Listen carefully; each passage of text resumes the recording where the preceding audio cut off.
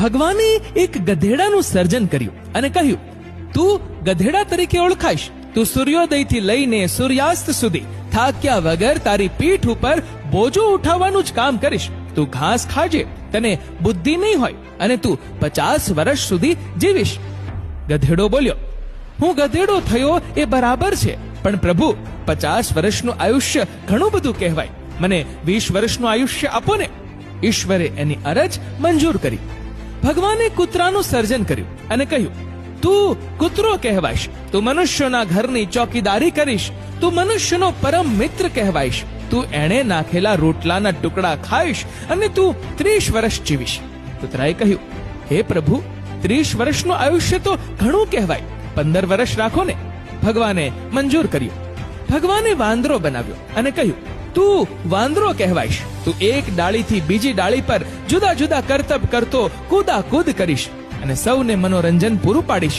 તું 20 વર્ષ જીવીશ.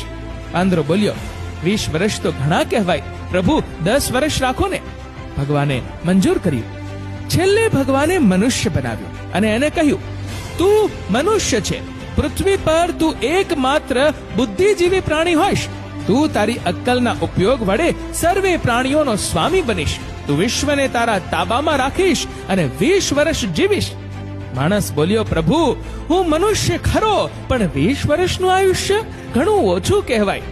મને ગધેડાએ નકારેલ 30 વર્ષ, કૂતરાએ નકારેલ 15 વર્ષ અને વાંદરાએ નકારેલ 10 વર્ષ પણ આપી દો ને.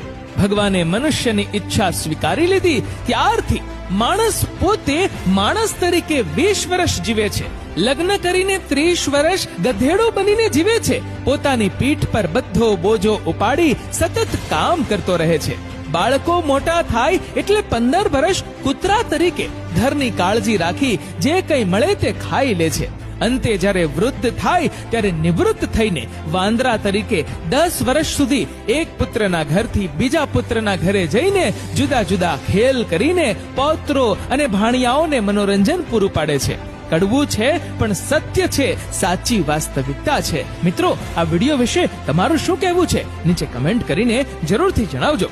અને મિત્રો, જો વિડીયો ગમ્યો હોય તો વિડીયોને લાઈક કરજો, વધુમાં વધુ લોકો સાથે શેર કરજો અને આવા જ બીજા પ્રેરણાદાયી વિડીયોઝ જોવા માટે સબસ્ક્રાઇબ કરો અમારી ધ ગુજ્જુ મોટિવેશન નામની યુટ્યુબ ચેનલને અને ફેસબુક પર ફોલો કરો અમારા ધ ગુજ્જુ મોટિવેશન નામના પેજને. ધન્યવાદ.